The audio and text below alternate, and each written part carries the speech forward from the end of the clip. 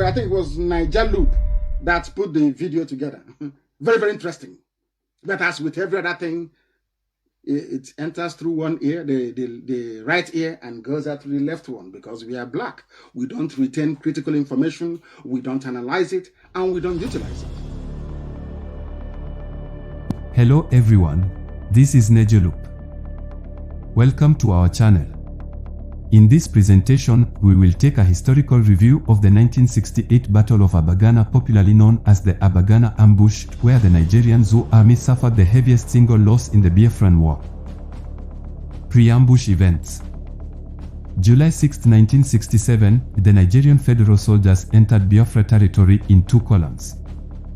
The 2nd Division under General Murtala Mohammed forced all Biafran soldiers within Nigeria's midwestern region to retreat eastwards back towards Biafra. In an attempt to halt the Nigerian advance, retreating Biafran soldiers destroyed the River Niger bridge at Onitsha, trapping the Nigerians on the other side of the river. On October 4th, the Nigerian army started bombing Onitsha. On October 5th, Nigeria's 2nd Division soldiers carried out the infamous Asaba massacre, where thousands of Biafran civilians were massacred in broad daylight in Asaba after forcing them to attend a public dance known as the Dance of Death. General Mohammed now began drawing up plans for an invasion of Onitsha. On October 6th, the Nigerian army attempted to cross the Niger River on 3 separate occasions while under heavy Biafran fire, without much success.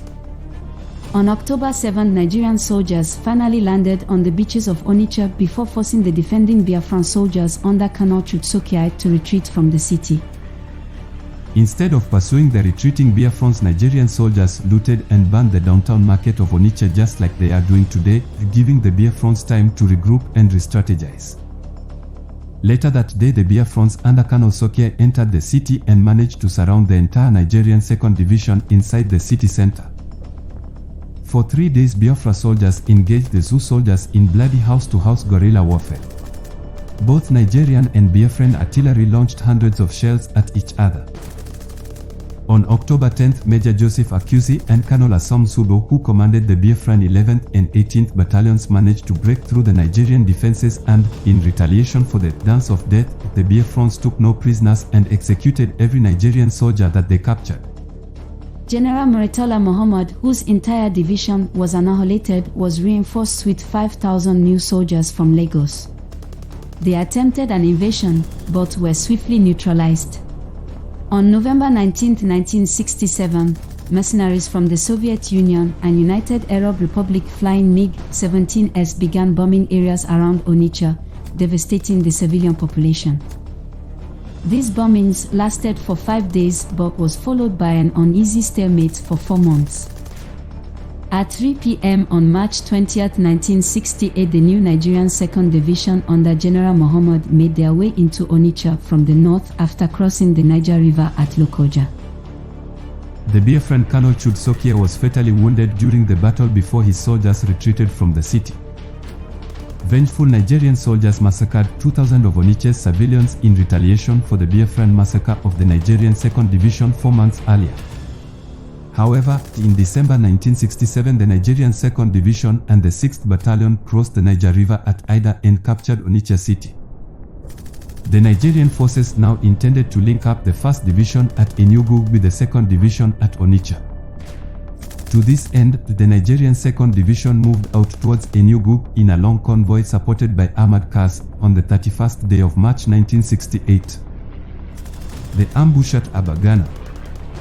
On March 31, 1968, a small squad of 700 Biafran soldiers under the command of Major Jonathan Uchendu attacked and annihilated a convoy of 106 trucks from the Nigerian 2nd Division transporting 6,000 soldiers and armor from the conquered city of Onitsha en route to Enugu.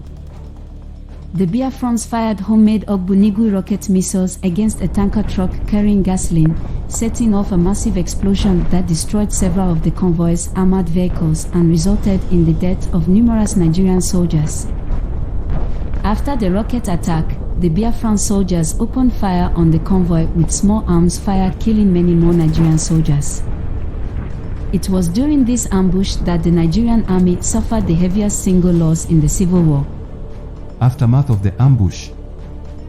The successful ambush at Abagana gave both Biafran soldiers and civilians hope in the war as well as temporarily halted the Nigerian advance into the Biafran territory. According to the Biafran Major Jonathan Uchendu, the sight of the Nigerian Zoo army nearly paralyzed his troops. But he ordered the brave Biafran soldiers to maintain their composure. He patiently waited for a large portion of the Nigerian 2-division convoy to enter deep within the ambush perimeter.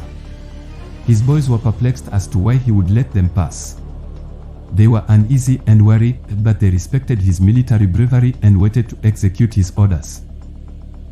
Some of the Biafran soldiers had concluded the war was over, but when the green light came, the Biafran army opened fire on the Nigerian army with light weapons, driving them straight into the middle of the ambush perimeter, where they were roasted in explosions from Biafran-made artillery rockets known as Ogbunigwe.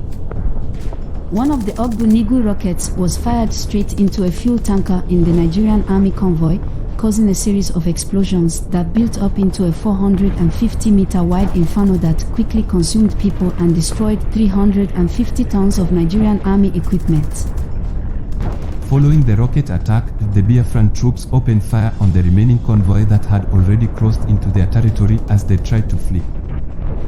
When Major Uchendu learned that Murtala Mohammed was with his convoy somewhere near Nofia during the incident, he hastily headed out to intercept him but arrived late as Murtala fled in a helicopter. Over 6,000 Nigerian troops lost their lives in that operation. A day Nigeria army will never forget in their miserable lives. General Murtala Mohammed was relieved of his command and never commanded a division again. Aside from momentarily stopping the Nigerian assault into the Biafran territory, the successful ambush at Abagana provided both Biafran soldiers and people optimism for the war. The German mercenary Rolf Steiner attempted an invasion of Onitsha once more on November 1, 1968, but was swiftly repelled after a loss of over 2,000 men. Today, as Biafrans struggle to free themselves from Janjaweed colonial forces, we hope we don't get to witness another Abagana scenario anywhere in the damn zoo called Nigeria ever again. Free Biafra now. Free Oduduwa now. Free Motsi Nnamdi Kanu now. Live and let live. We have come to the end of this short episode.